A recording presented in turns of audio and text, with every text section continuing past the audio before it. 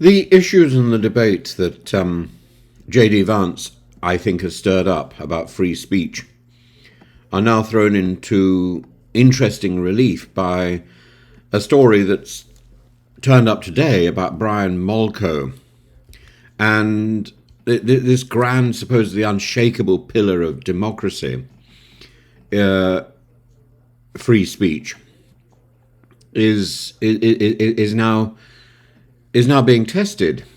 Brian Molko apparently called Giorgia Meloni a Nazi and a fascist, and it raises questions about whether free expression is truly free or merely conditional upon governmental approval. In an ideal world, free speech would be sacrosanct. It's enshrined in constitutions, it's declared inviolable by courts, it's championed by politicians, at least when it suits them. But in practice, free speech, even in the states, has its limits, and those limits often depend on who is in power and who is speaking. Take J.D. Vance, for example. His speech in Munich warned against European overreach and advocated for nationalist policies. He was widely reported, fiercely debated, and more importantly, tolerated. Vance's speech, controversial as it may have been, remains protected because it aligns with a certain political sentiment, one that at present holds significant sway in both the US and Europe. And contrast this with the case of Brian Molko, the lead singer of Placebo, who's now facing legal action for an onstage outburst in which he called the Italian Prime Minister Giorgia Meloni a fascist and a Nazi. Now, the Italian government, not known for its light touch when it comes to criticism, swiftly moved to prosecute Molko under laws designed to protect institutions and leaders from defamation. Defamation laws exist to prevent outright lies and character assassination, but in Italy, as in many countries, these laws have been weaponized to shield political leaders from criticism. Molko's comments, while crude and hyperbolic, were not accusations of literal war crimes or genocidal tendencies. They were an artist's way of expressing his disdain for a leader whose policies on immigration, on LGBTQ+ rights, and traditional values are, in his view, regressive. It's ironic that Meloni's party, Brothers of Italy, traces its ideological lineage to Mussolini's fascist party. Yet she finds accusations of fascism legally actionable. It is odd, isn't it?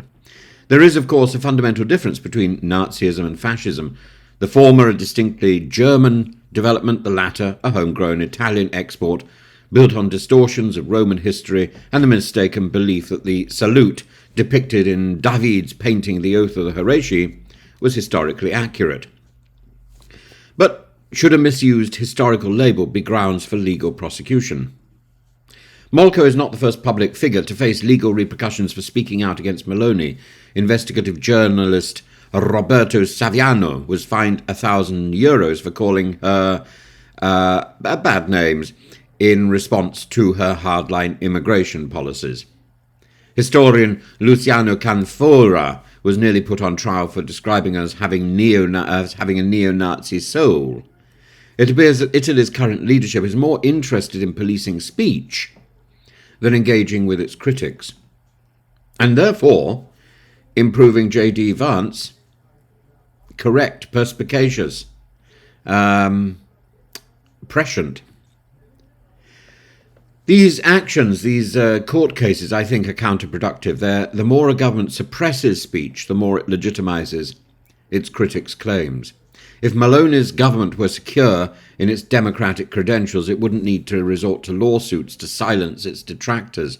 After all, Mussolini didn't jail critics for calling him a fascist. He jailed them for opposing fascism. Molko's case is not just about one rock star's rant. It's a symptom of a wider European struggle over boundaries of free expression. And in that, J.D. Vance is worryingly correct. France has its own draconian defamation laws. Spain has prosecuted artists and journalists for criticizing the monarchy. Germany's strict hate speech laws have at times been applied in questionable ways. But perhaps the real danger lies in the double standard. Figures like J.D. Vance can freely advocate for nationalist policies without legal consequences, while artists and journalists risk fines and trials for attacking those same ideologies.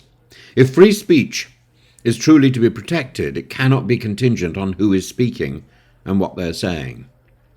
Defamation laws should exist to protect individuals from deliberate and harmful falsehoods, not to insulate politicians from criticism.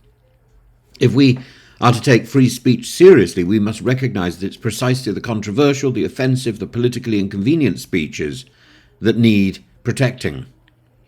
Otherwise, it's not defending democracy, we're merely policing dissent. Brian Molko's case should serve as a warning to everyone. When leaders start using the law to shield themselves from words, we should ask, who are they afraid of? What are they afraid of? Us?